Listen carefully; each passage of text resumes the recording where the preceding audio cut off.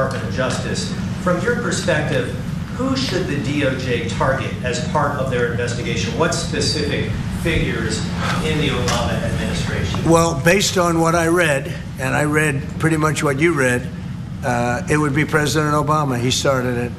And Biden was there with him, and Comey was there, and Clapper. The whole group was there. Brennan, they were all there in a room. Right here, this was the room. This is much more beautiful than it was then, but that's okay. I have nice pictures up. They came out of the vaults. They were in there for 100 years. This is much more beautiful. We have the Declaration of Independence now in the room, which wasn't here. I guess people didn't feel too good about putting it here, but I do. But you know what? If you look at those papers, they have them stone cold, and it was President Obama. It wasn't lots of people all over the place. It was them too. But the leader of the gang was President Obama, Barack Hussein Obama. Have you heard of him? And except for the fact that he gets shielded by the press for his entire life, that's the one they look. He's guilty. It's not a question. You know, I like to say, let's give it time. It's there. He's guilty. This was treason. This was every word you can think of. They tried to steal the election. They tried to obfuscate the election. They did things that nobody's ever even imagined, even in other countries. You've seen some pretty rough countries. This man has seen some pretty rough countries, but you've never seen anything like it. And we have all of the documents. And from what Tulsi told me, she's got thousands of additional documents coming. So President Obama, it was his concept, his idea, but he also got it from crooked Hillary Clinton. Crooked is a $3 bill. Hillary Clinton and her group, the Democrats, spent $12 million to Christopher Steele to write up a report that was a total fake report. Took 2 years to figure that out, but it came out that it was a total fake report. It was made up fiction. And they used that. Now, the one thing they weren't able to do was to, and probably the only thing I respect about the press in years is the press refused to write it before the election. They refused to put it in. The Steele report was a disaster.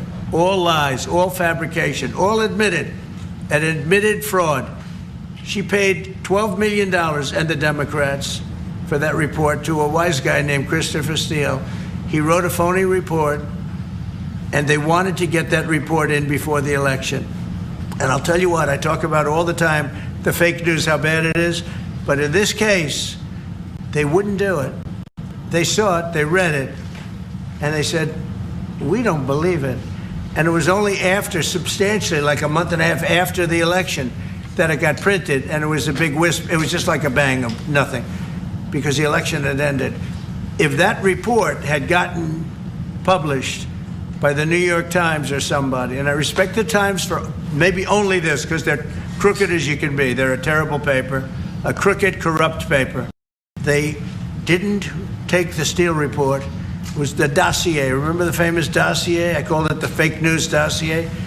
The news wouldn't publish it. And I'm amazed. They had 2.5 months. It was finished. 2.5 months. That was supposed to be what was going to happen. And it got published a couple of months after the election. And frankly, nobody cared too much about it. But that was a big thing. No, we caught Hillary Clinton. We caught Barack Hussein Obama. They're the ones, and then you have many, many people under them. Susan Rice, they're all there. The names are all there. And I guess they figured they're going to put this in classified information, and nobody will ever see it again, but it doesn't work that way. And it's the most unbelievable thing I think I've ever read. So you ought to take a look at that and stop talking about nonsense, because this is big stuff. Never has a thing like this happened in the history of our country. And by the way, it morphed into the 2020 race. And the 2020 race was rigged, and it was a rigged election. And because it was rigged, we have millions of people in our country. We had inflation. We solved the inflation problem. But millions and millions of people came into our country because of that. And people that shouldn't have been, people from gangs and from jails and from mental institutions, people that we don't want in our country, and people that we're getting out. dangerous people, 11,888 murderers, many of them 50%, more than 50%, murdered more than one person. I hate to say this with such a distinguished guest, but you know, they asked me a question. I got to answer the question. No, Barack Hussein Obama is the ringleader. Hillary Clinton was right there with him, and so was